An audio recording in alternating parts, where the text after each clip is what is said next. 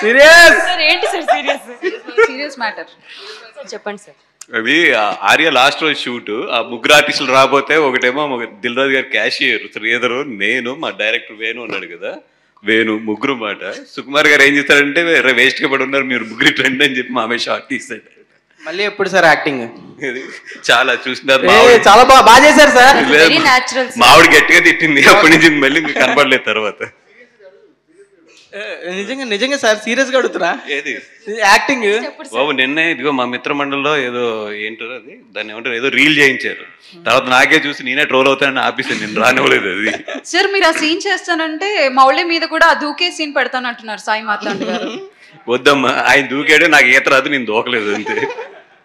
Okay sir ఇంకోటి మీరు హీరోలకి ప్రాఫిట్లు వస్తే బెంజ్ కార్లు కొనిస్తారని టాక్. మరి నాకు కార్ వద్దులేండి సార్. ఓకే ఫ్లాట్ ఏదో చిన్నది.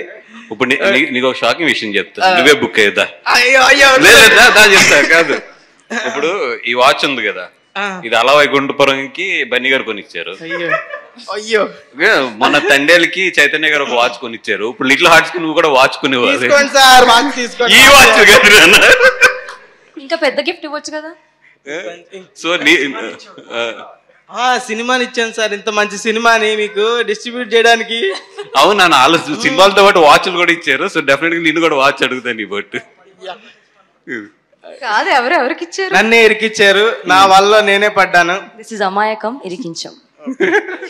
It's okay fine sir. Rajeev Kanakala గారు మీకే ఇది. ఎస్ చెప్పు నాయన చెప్పు. రాజీవ్ గారు అనితా చౌదరి గారు మీరు కస్తూరి సినిమాలో యాక్ట్ చేశారు. అది